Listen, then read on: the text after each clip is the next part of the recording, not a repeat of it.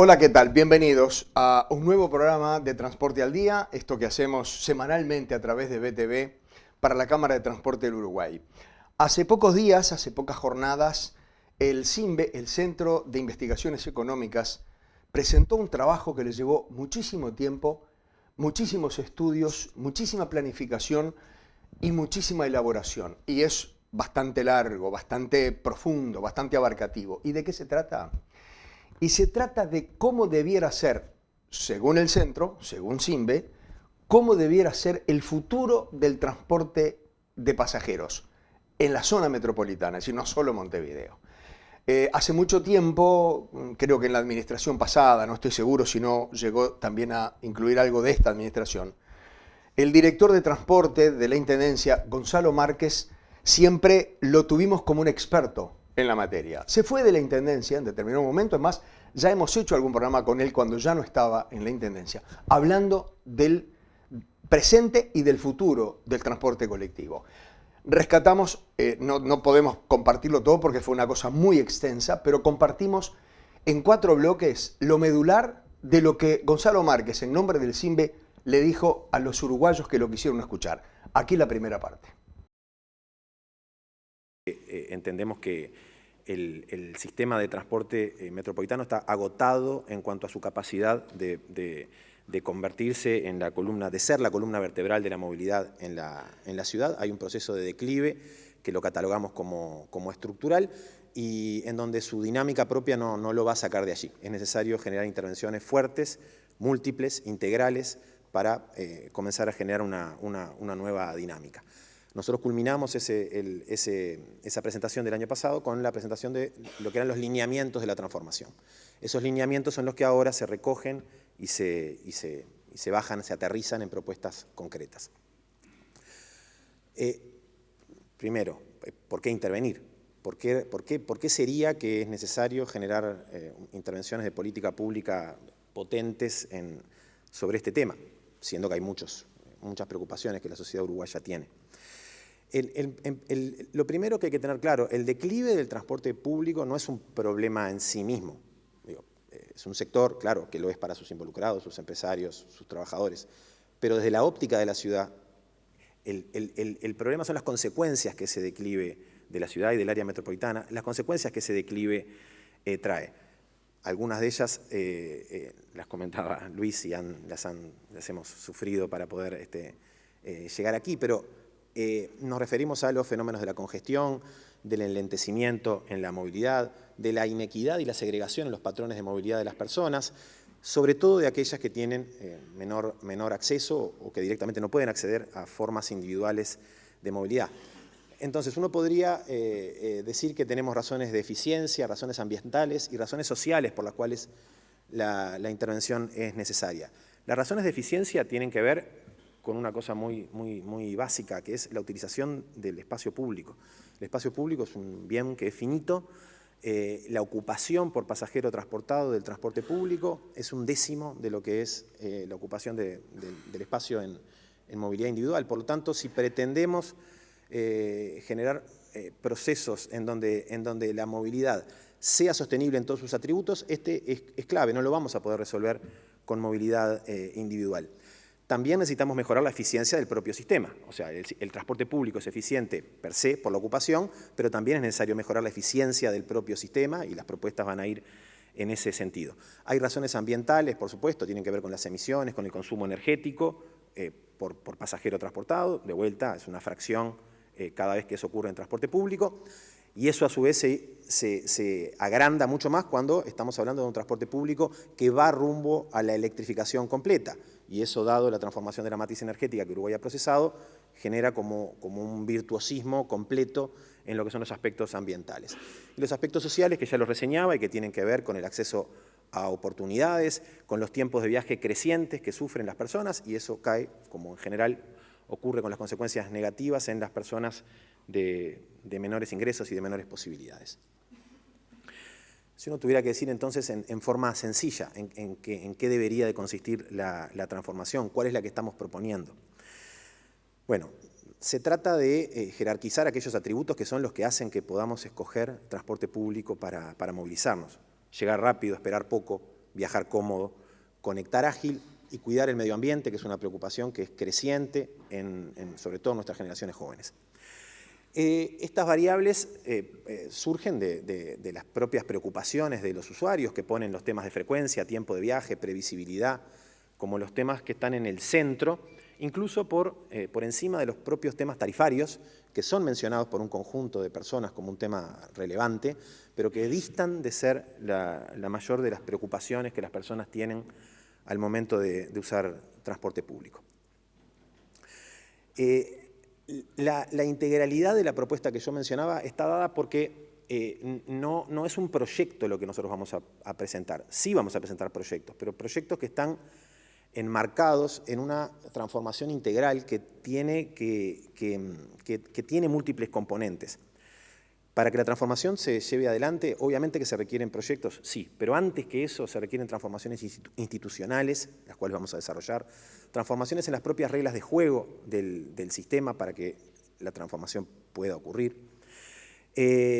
Vamos a requerir recursos, no va a haber transformación del sistema de transporte público, el sistema de transporte público no va a ser capaz de entregar esos atributos de frecuencia, de velocidad mejorados si no es con recursos, pero también sabemos que los recursos no lo son todo. Y por último, la expresión de todo esto tienen que ser los proyectos. Todo esto enmarcado en una visión de corto, mediano y largo plazo. Nosotros vamos a presentar un conjunto inicial de propuestas que debieran de ser seguidas en un esfuerzo continuo.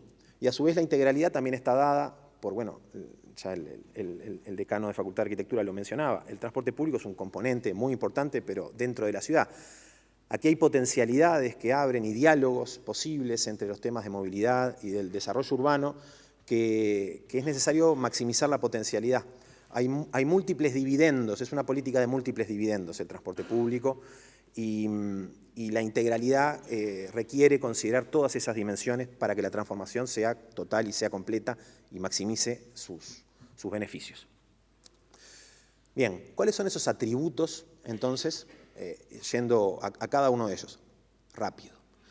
Necesitamos generar una red estructurante que estructure la movilidad metropolitana y para eso vamos a pensar vías de circulación exclusiva, vamos a pensar pasajes a desnivel en algunos lugares en donde la semaforización por sí sola no va a poder dar abasto la priorización al transporte público.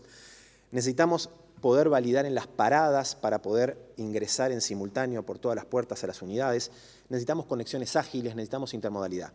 Y necesitamos todo eso. No existe una única, no existe una bala de plata, una sola acción que pueda tener impactos decisivos en la velocidad. Es todo esto y todo esto armónicamente lo que va a dar el tipo de resultado que ahora van a ver en un ratito. Necesitamos la frecuencia. La frecuencia es clave, hace el tiempo de espera. El tiempo de espera es incertidumbre para la persona que está en una parada y penaliza fuertemente un minuto. No es lo mismo un minuto de tiempo de espera que un minuto adicional de tiempo de viaje en el transporte, en la propia unidad. Esta nueva red estructurante que tenemos que conformar en la ciudad, tenemos que tener frecuencias entre 2 a 5 minutos, no más que eso, porque uno de los componentes que vamos a requerir para que la transformación sea posible es generar nuevas conexiones entre líneas. Líneas que hoy hacen origen-destino van a tener que pasar a ser líneas que conectan con otras, pero para que esas conexiones sean posibles, no es en cualquier condición que esas conexiones van a ser posibles. Necesitamos generar frecuencias muy superiores a las que tenemos hoy presentes en el sistema.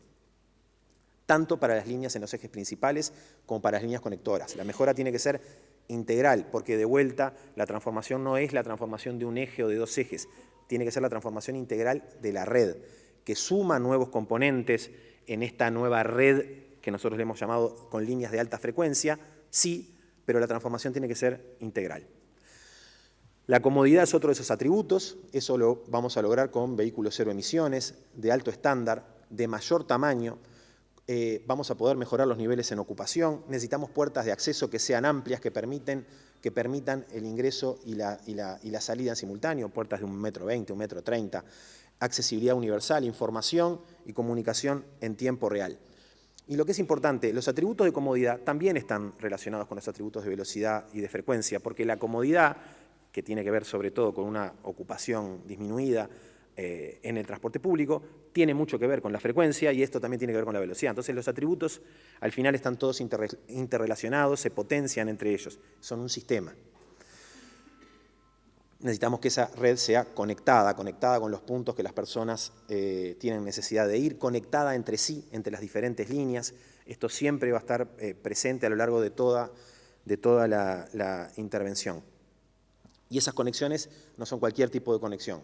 Conexiones rápidas, conexiones seguras, en ambientes cuidados, en condiciones en donde esa conexión se pueda hacer con la mejor calidad posible.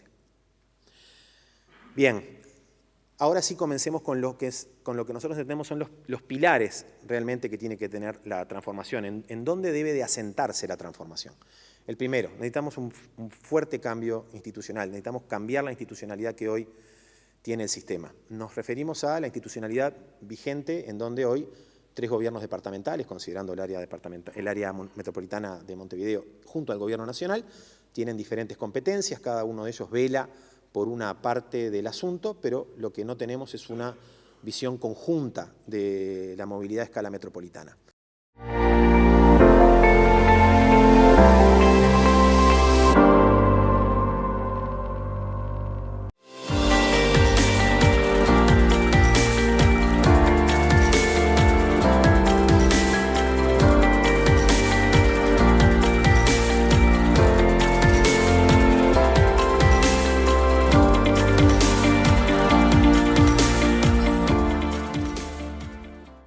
Continuamos, amigos, en Transporte al Día y seguimos escuchando a Gonzalo Márquez hablar del presente y del futuro, más del futuro, lo más importante, del transporte colectivo de pasajeros.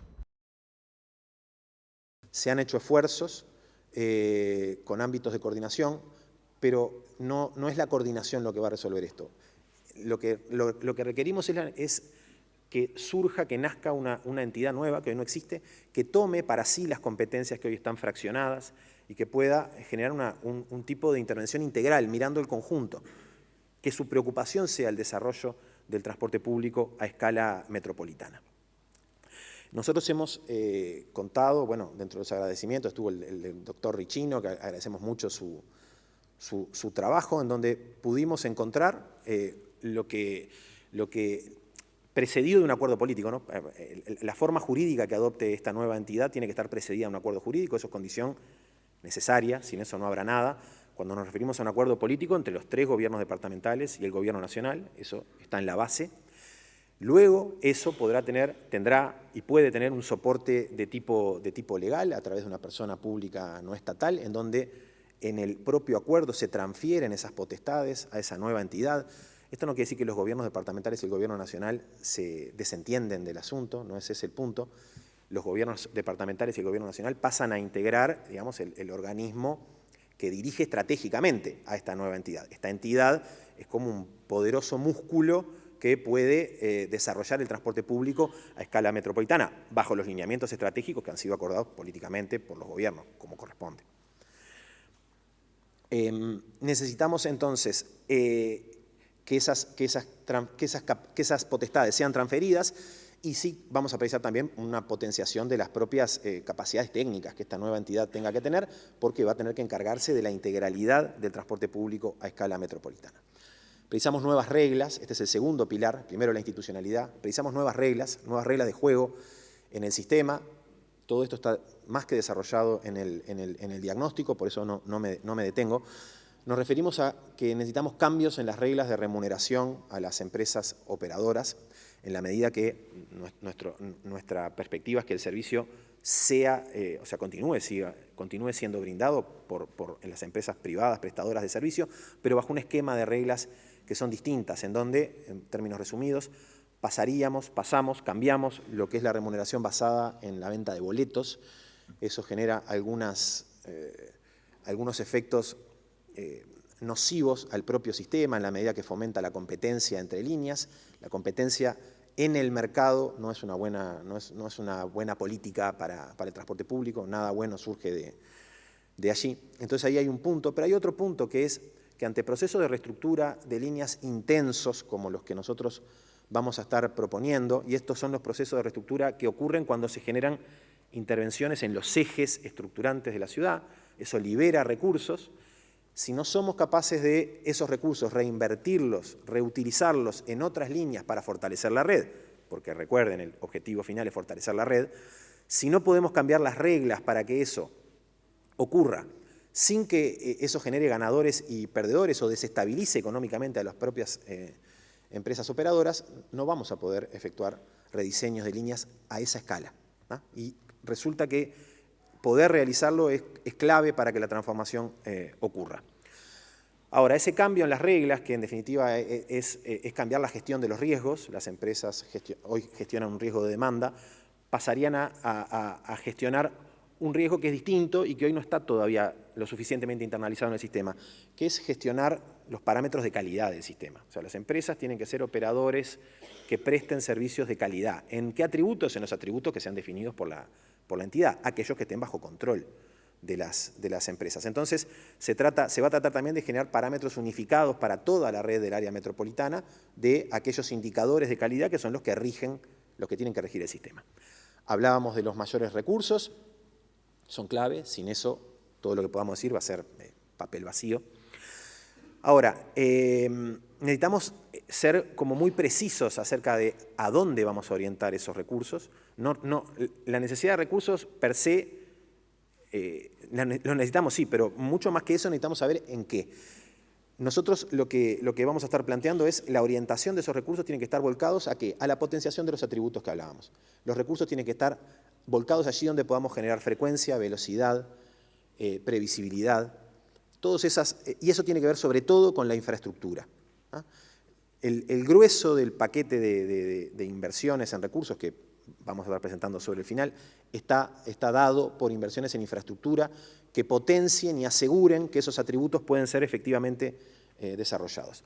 Por supuesto, esos recursos mayores no van a poder provenir de la tarifa, no es ese el punto, no es de allí que se obtendrán nuevos recursos. ¿Se podrán obtener de nuevos usuarios? Sí, por supuesto, eso es clave para la sostenibilidad económica del sistema, pero se requerirán apoyos públicos, sobre todo iniciales, a modo de impulso para que el sistema pueda ir como potenciándose a sí mismo y pudiendo volver a captar, pudiendo comenzar a revertir ese proceso de declive que ya lleva 30 años. Y el último de estos pilares de la transformación es la electrificación, y tiene que ver también con los recursos. Electrificar el 100% de la flota a escala metropolitana es un objetivo que es ambicioso, pero que entendemos que es posible. No es posible sin intervenciones, de vuelta. Si sigue la cadencia de renovación, uno podría pensar en un plazo mínimo de 15 y máximo de 20 para que la electrificación estuviera completa. Hay poderosas razones por las cuales la electrificación tiene todo el sentido acelerarla, por los propios atributos de calidad que los usuarios reconocen en la electrificación. Esto está estudiado por varios lados. Los usuarios reconocen en la electrificación unidades más amigables, de mayor calidad, incluso le atribuyen algunas propiedades mágicas como que los trabajadores de transporte los tratan mejor y son más puntuales y están más limpios. Pero bueno, es la subjetividad y eso está bárbaro. En definitiva, la electrificación importa per se, pero además importa porque libera recursos. Porque resulta que cuando la electrificación ocurre, entre el año pasado y se han aprobado cambios normativos en lo que era el funcionamiento del subsidio al gasoil, donde se genera un nuevo subsidio que reemplaza, pero que a su vez es menor al subsidio del gasoil anterior. Y eso hace que se liberen recursos. Esos recursos reutilizados dentro del propio sistema son uno de la fuente de financiamiento de las propias intervenciones. Bien, nosotros tuvimos en cuenta algunas reglas para diseñar las propuestas concretas que ahora vamos a comenzar a desarrollar. Dijimos, creación de líneas de alta frecuencia, con frecuencias de entre 2 a 5 minutos en los ejes estructurantes, con circulación exclusiva y pasajes a desnivel, vehículos de capacidad de 220 pasajeros en los ejes principales, validación previa al ascenso para agilizar los tiempos de embarque, y ese es uno de los componentes de los tiempos de viaje, máximo una conexión adicional para los usuarios, una, no dos. Mejoran la frecuencia de las líneas conectoras, de vuelta, esto no es solamente mejorar los ejes, cada vez que se genera una nueva conexión, se tiene que mejorar la propia frecuencia de la línea conectora. Necesitamos una única entidad que gestione todo esto, ya lo dijimos. El material rodante proporcionado por la propia entidad metropolitana, contratando servicios de operación a las empresas operadoras. Los recursos que se liberan y se redistribuyen, que quedan adentro de la red y que potencian a la red en su conjunto. Y por último, un único operador para cada una de esas líneas, de esas nuevas líneas de alta frecuencia. Bien, la propuesta integra la creación de dos líneas de alta frecuencia. Una que uniría por Camino Maldonado, 8 de octubre, 18 de julio, Ciudad Vieja, uniría la zona céntrica de la ciudad con Zona América. Y luego otra que iría por Avenida Italia y Anastasio, que uniría la zona central de la ciudad con el Pinar. Con frecuencias de 2 y 4 minutos respectivamente. Estas frecuencias están dadas por la cantidad de pasajeros a transportar. Son frecuencias muy altas en cualquiera de los dos casos. Y como decíamos, esto va a estar junto a una reorganización y mejora en la frecuencia de las líneas conectoras. Aquí simplemente para ver el mapita, estamos hablando de una línea de 20 kilómetros y otra de 30 kilómetros, la de 20 hasta Zona América, la de 30 hasta el Pinar, que ambas confluyen, espero que se vea bien en la pantalla, vean que está solapada la línea amarilla y la roja, porque ambas ingresan a 18 de julio en esos 3 kilómetros que son claves. Bueno, ¿por qué? ¿Por qué la transformación debería de iniciar por ahí y no por otro lugar?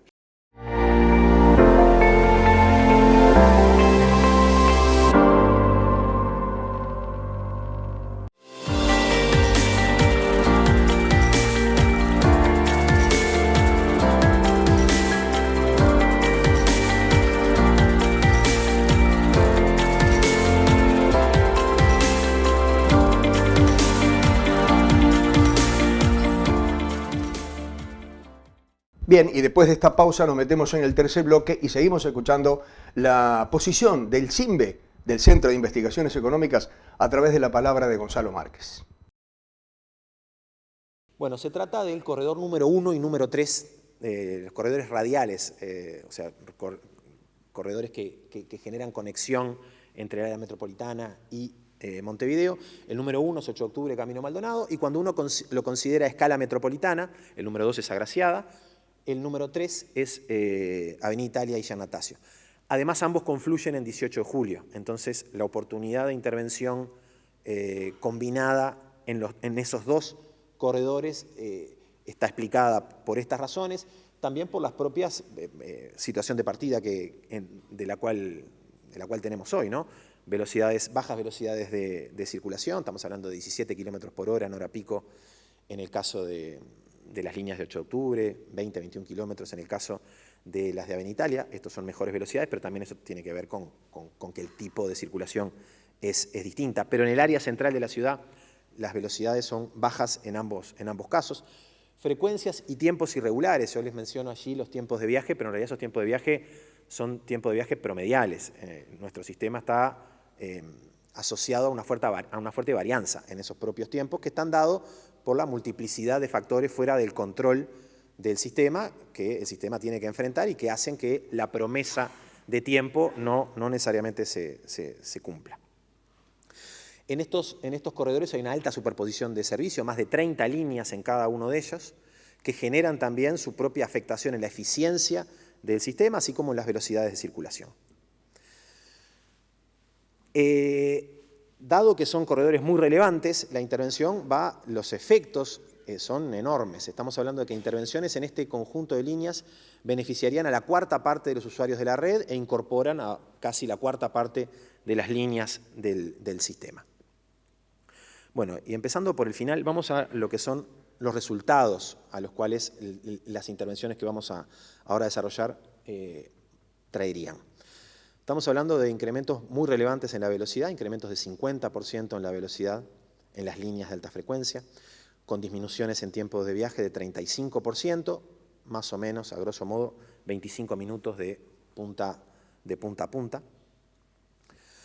Pero además de eso, las intervenciones en los ejes principales, en los ejes estructurantes, liberan una enorme masa de recursos, o sea, ómnibus que hoy se utilizan para estas 30 líneas, más de 30 líneas que ocurren en 8 de octubre Camino Maldonado y estas 30 líneas que circulan por Avenida Italia y Yanatacio. Y ahí es donde volvemos a las reglas, ¿no? Necesitamos redistribuir, necesitamos que estos 200 vehículos potencien, jerarquicen, mejoren la frecuencia, la conexión, creen nuevas líneas. Hay una cantidad de cosas para hacer con estos recursos que se liberan y es clave que permanezcan adentro del sistema.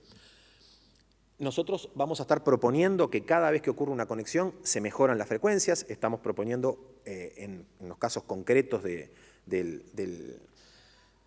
esquema que nos generamos una mejora de un 50%, al menos de 50% en las propias frecuencias. Y de vuelta, como los atributos están todos interconectados, la mejora en la frecuencia disminuye la ocupación. Entonces la mejora en la frecuencia de un 50% trae una disminución en la ocupación de un 30%. Fortalecimiento de esas líneas conectoras y también entonces creación de nuevas líneas. La línea, decíamos, Camino Maldonado, 8 de octubre, 18 de julio y Ciudad Vieja. 23 kilómetros de recorrido, considerando su ingreso a Ciudad Vieja. Esta sería la única que ingresaría a Ciudad Vieja, la amarilla, la de Avenida Italia, queda en el área central. Con circulación exclusiva central en todo el trayecto, 30 frecuencias por hora en el tramo cargado, o sea, estamos hablando de una frecuencia cada 2 minutos. Esto es una frecuencia que es compleja de manejar sin que se genere apelotonamiento y que solamente es posible apelotonamiento me refiero a ómnibus que se juntan o se separan y los problemas que eso trae. Solamente es posible manejar frecuencias de este tipo con segregación total y completa de circulación, con tiempos homogeneizados para ascenso y descenso en las paradas, y por eso la validación previa, que las personas que se encuentran en una estructura para ingresar puedan entrar y salir en 10 segundos, en un tiempo homogeneizado. Y a su vez, con algunas infraestructuras a desnivel, porque en algunos de los cruces principales la propia semaforización no es capaz de otorgar la priorización siempre, y esto es clave para mantener la frecuencia y para mantener la previsibilidad del sistema. 30 frecuencias por hora, 45 vehículos de este porte, es el diseño que a nosotros nos da, con estas velocidades de circulación. 41 paradas, hay una modificación en la cantidad de paradas, se extiende un poco la distancia promedio, a 470 metros más o menos entre parada y parada. Pasajes a desnivel, decíamos, en este caso en los 2 principales cruces que tiene este corredor. Nos referimos al cruce con Valle de Ordóñez y al cruce con Centenario y Luis Alberto de Herrera. Nodos de conexión, ¿por qué? Porque si vamos a tener una única línea de alta frecuencia que va a sustituir a 30 existentes, necesitamos que se generen conexiones hacia ese eje principal de los ejes que van como conectándose con el eje principal. Estamos proponiendo un eje de conexión en Zona América, en donde se consolidaría allí todo el transporte suburbano. Esto yo no lo dije, pero lo repito, lo recalco. Esto es una línea metropolitana que consolida la totalidad del transporte público, urbano y suburbano. Por eso es que precisamos una entidad metropolitana que maneje la globalidad de todo este asunto. Entonces, decíamos, un nodo de consolidación en Zona América, otro en Intercambiador Beloni, otro en Pan de Azúcar, otro en Luis Alberto Herrera. No vamos a estar hablando del esquema de líneas, serían entrar en detalles que no son necesarios, pero ahí están contempladas todas las líneas, cada una donde sería que conectaría. La propuesta también requiere canalizar el tráfico vehicular de ingreso hacia el centro, que hoy ingresa por 8 de octubre, canalizarlo a partir de un poquito antes del Intercambiador Beloni, donde hoy desemboca la calle Rousseau, que es flechada hacia afuera, cambiarle la flecha hacia adentro de la calle Rousseau y luego unirla con Juanicó y con Urquiza para generar un par vial paralelo en donde canalizar el transporte privado. Es un par de 6 kilómetros que genera una circulación continua. ¿Y eso por qué? Porque precisamos espacio para priorizar transporte público en 8 de octubre y no lo vamos a poder hacer si no somos capaces de canalizar tráfico privado en ese caso, hacia ese par vial. En este caso, ese par vial existe, no en todas las calles, no en todas las avenidas de Montevideo, esto es posible. Y, por ejemplo, no sería posible en el sentido de salida. En el sentido de salida no hay un par vial semejante que permita ese desagote. Bueno, aquí tenemos el esquema de paradas y los nodos de conexión. Y vamos directamente a ver cómo sería el perfil de circulación que estamos proponiendo. Aquí estamos en 8 de octubre y Garibaldi, estamos mirando en dirección hacia Zona América y lo que estamos viendo es un sentido de circulación del transporte público de ingreso, una parada central, que aquí no se ve, digamos, los molinetes de validación, simplemente para facilitar la visualización, pero en donde las personas ingresan teniendo que validar su viaje, están allí adentro, están esperando a que pase la única línea que por allí pasa. No están esperando su línea, están esperando la línea que tiene 2 minutos de frecuencia, que tiene vehículos de 25 metros, que abren 4 puertas generosas, amplias, que se emparejan con la propia infraestructura y que ese abordaje, subida y bajada, se da en unos pocos segundos. Luego tenemos el sentido saliente en dirección hacia Zona América y luego tenemos 2 carriles de circulación vehicular. Recuerden que el resto del transporte privado está siendo canalizado a través del par Rousseau, Juanico y Urquiza. Este es el esquema cuando hay parada. Cuando no hay parada, lo que hacemos es utilizar el espacio que tiene la parada, que ya no se requiere cuando no hay parada. ¿Para qué? Para generar una circulación que es local, no es una circulación continua. No se puede circular continuamente porque ese es el perfil en donde no hay circulación de ingreso. Lo que hay es una circulación local, en donde alguien puede ingresar por una transversal, hacer 2 o 3 cuadras, entrar a un garage, entrar a un club, entrar a un comercio,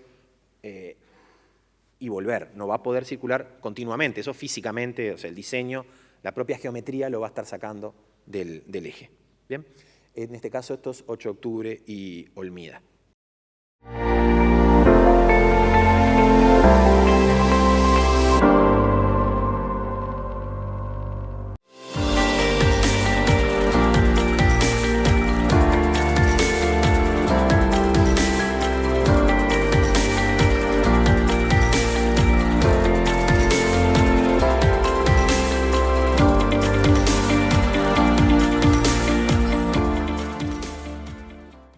Bien, e ingresamos. Ustedes entenderán que todo el programa con el mismo tema porque es un tema muy importante, muy trascendente. Es más, en el auditorio había mucha gente vinculada a las empresas de transporte capitalino y metropolitano. Último bloque de nuestro programa de hoy y el último bloque que compartimos con la palabra de Gonzalo Márquez. Acá tenemos una visualización más realista de lo que estamos hablando, en este caso frente a la sede de Nacional, en donde ahí pueden ver exactamente este perfil, el transporte público ingresando, la parada central, el transporte público en dirección saliente, vuelvo a repetir, la única línea, la línea roja, llamémosla, la de 2 minutos, y luego los 2 carriles de circulación saliente. Bien, decíamos, necesitamos en este corredor 2 pasajes a desnivel. ¿Para qué? Para resolver los 2 principales cruces que tiene este corredor. Y este es uno de ellos, este es el principal, de hecho. Es 8 de octubre y Centenario, y Luis Alberto de Herrera, esa confluencia, en donde allí a su vez se genera conexión entre líneas. Ahora vamos a ver un ejemplo, ¿no? Pero observen para que se pueda entender, sigan el rojito. Hasta acá viene en superficie el transporte público y a partir de acá comienza el descenso, por lo tanto sigan acá abajo lo que está ocurriendo, en donde hay un andén abajo, porque este es otro punto que es clave. El hecho de que necesitemos pasos a desnivel, necesitamos que el paso a desnivel no se pare de lo que ocurre en superficie, porque el paso a desnivel es una buena solución para salvar un obstáculo. El túnel de 8 de octubre es como muy claro, por suerte tenemos el túnel de 8 de octubre, que podemos ingresar al centro habiendo sorteado el obstáculo de Boulevard Artigas, y eso está muy bien, pero tiene un problema, que es que se para con lo que ocurre arriba. Y, por ejemplo, en el túnel de 8 de octubre se para ni más ni menos que de 3 cruces, que es una de las principales centralidades que tiene la ciudad. Entonces, esta nueva generación de cruces a desnivel tiene que tener esa doble funcionalidad. Sortear un obstáculo, pero a su vez generar conexión arriba. ¿Por qué? Porque además arriba están ocurriendo cosas. En general, cuando es un cruce relevante entre 2 avenidas, es porque las 2 tienen transporte público importante. Entonces, de nada nos serviría sortear un obstáculo y que la parada anterior o posterior esté a 300 metros. Ese no es el tipo de conexión que estamos buscando. Entonces, ¿cómo sería en este caso, por ejemplo, Esto que ustedes están viendo acá es el acceso en superficie. Desde aquí se baja por escalera mecánica, por ascensor, esto es accesible al 100%, a un andén en donde esta única línea va a estar pasando por aquí abajo, pero va a parar también, o sea, es una parada la que ocurre acá. Y luego sigue y vuelve para arriba. A su vez, este es uno de los nodos de conexión. Acá están viendo, por ejemplo, líneas que se conectarían con el troncal de alta frecuencia. Y como dijimos, como prerequisito de diseño, cada vez que se genera una conexión, tienen que mejorar las condiciones de esa conexión, eso está dado por la infraestructura, pero también tienen que mejorar las frecuencias. Entonces, vean, por ejemplo, aquí, el caso de la línea 316. Desarrollo un caso solamente para que se entienda. La línea 316 es una línea que hace hoy origen-destino, entre el kilómetro 16 o Facultad de Veterinaria, con la zona de Punta Carretas. Hoy tiene en hora pico una frecuencia de 10 minutos. ¿Qué es lo que estaríamos proponiendo en el nuevo esquema? Bueno, que una persona que hoy tiene que irse desde el kilómetro 16 hasta Rivera y Soca, y que actualmente toma la 316 desde una punta a la otra, bueno, comenzaría su viaje en la línea de alta frecuencia, prácticamente con nulo tiempo de espera, frecuencia de 2 minutos estamos hablando, y luego conectaría en el nodo de Luis Alberto Herrera Centenario a, digamos, la nueva línea 316, que pasaría a tener una frecuencia de 6 minutos. O sea, antes tenía una frecuencia de 10, ahora tiene una frecuencia de 6, más allá de la propia línea, la línea A, la línea de alta frecuencia, que tiene una frecuencia de 2. Entonces la mejora es integral. ¿Por qué? Porque solamente en estas condiciones podemos proponer conexiones que los usuarios estén dispuestos a recorrer, porque al final van a demorar menos tiempo, de todos modos, en el viaje de punta a punta, y esa es la clave. En síntesis, la transformación aplicada a este caso pasa por transformar una línea que hoy tiene 17 kilómetros de extensión y tiene una frecuencia de 10 minutos, pasa a transformarse en una línea de 5 kilómetros de extensión, pero con una frecuencia de 6 minutos. El resto del trabajo lo está haciendo la línea de alta frecuencia que está circulando en las condiciones prioritarias de circulación, como veíamos acá. ¿Bien?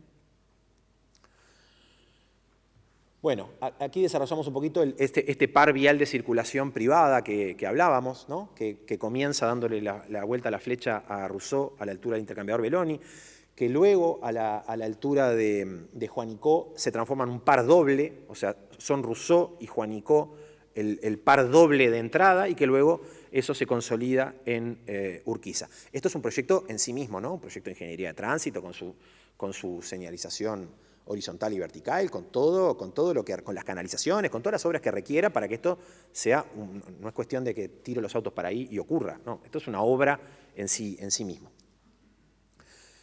Bien, vamos a la línea B, dijimos entonces, la línea que va a ir hasta el Pinar. Con una extensión de 30 kilómetros, frecuencia de 4 minutos, un dimensionado de 31 vehículos, validación también en paradas antes de abordar, 48 paradas cerradas. En este caso, pasajes a desnivel son más en Bolivia, en Valle de Ordóñez y en Luis Alberto de Herrera, y además de Tres Cruces, pero Tres Cruces lo vamos a desarrollar específicamente. Nodos de conexión en Barradas, en Portones y en Hipólito Yrigoyen. Se mantiene la ciclovía en Cantero Central, ahora vamos a ver cómo, y se agrega una senda vehicular por sentido, porque se trabajaría redefiniendo los anchos hoy existentes de los carriles y tomando parte de lo que hoy se está, tomando para el cantero central. Acá tienen el esquema con los nodos de conexión y con todas las paradas, y acá tienen un perfil de circulación como sería. Fíjense que a diferencia de lo que era el caso de 8 de octubre, que tenía una parada central sirviendo en ambas direcciones, en este caso se trata de una parada sirviendo en cada sentido. O sea, son paradas cerradas, sí, pero son paradas laterales. Acá hay una y acá está la otra, si la pueden ver acá. Acá está el transporte público yendo hacia el Pinar, acá está el transporte público viniendo hacia Montevideo. ¿Por qué escogimos este diseño? Porque es el único diseño que permite que el cantero no afectarlo en forma completa. Si fuéramos a una parada sirviendo en ambos sentidos, no tendríamos ciclovía en el centro y no tendríamos ningún tipo de cinta verde, o sea, terminaríamos en forma completa con el parque lineal que hoy es el cantero. Entonces, se mantiene se mantiene la ciclovía y hay superficie verde en el cantero. Acá simplemente ejemplificando otro de esos nodos de conexión, en este caso de Avenida Italia y Bolivia, en donde pueden ver cómo aquí algunas de las líneas que van a conectar tendrían aquí su última parada y aquí se conecta con lo que sería la línea B de alta frecuencia. De vuelta es la misma lógica, ¿no? Para que entiendan el esquema, es como la doble dimensión, ¿no? Esto ocurre arriba y esto está ocurriendo abajo. ¿Tá? El transporte público, en el caso de Bolivia, está yendo por abajo y se accede a él en superficie. Bien, ambas líneas confluyen en 18 de julio. Las dos van a estar circulando, con lo cual va a haber una frecuencia muy potente ahí, dijimos 30 frecuencias por hora en el caso de la línea 8 de octubre y 15 por hora en el caso de Avenida Italia, todo eso confluye, o sea, son 45 frecuencias por hora circulando en 18 de julio. Hay una modificación de la circulación vehicular a lo largo de todo el tramo y la ciclovía se la lateraliza, ahora vamos a ver bien el esquema cómo quedaría, pero queda continua a lo largo de todo 18 de julio, o sea, no requiere el giro hacia San José que hoy está planteado, vamos a ver cómo. Bien, y acá seguramente esta es la parte más disruptiva en cuanto a obras y de envergadura de toda la propuesta. Nosotros estamos proponiendo que en los 2 kilómetros que van entre el Banco Hipotecario y la Plaza Independencia, el transporte público se soterre, o sea, directamente vaya debajo de superficie, o sea, en una circulación a lo metro, digamos, para que se entienda con facilidad. Para las dos frecuencias circulando en forma exclusiva, eso trae unas enormes ganancias de tiempo. Pasamos de 22 a 7 minutos de circulación solamente en ese tramo y es allí donde hoy ocurren las menores velocidades de circulación en el transporte público y es así donde tendríamos las mejores velocidades de circulación en el transporte público en un esquema como el que estamos proponiendo, porque esto es continuo, no hay semáforos, no hay cruces, no hay peatones, no hay nada. Hay un andén central solamente en donde se sube y se baja desde la superficie y luego no hay ningún tipo de interrupción. Muy bien, de esta forma estamos llegando al final. Gracias por la audiencia que han tenido para con nosotros en esta oportunidad. La invitación es, como siempre, para el próximo lunes a esta misma hora y aquí en BTV. Muchísimas gracias por lo de esta semana y los esperamos en la próxima.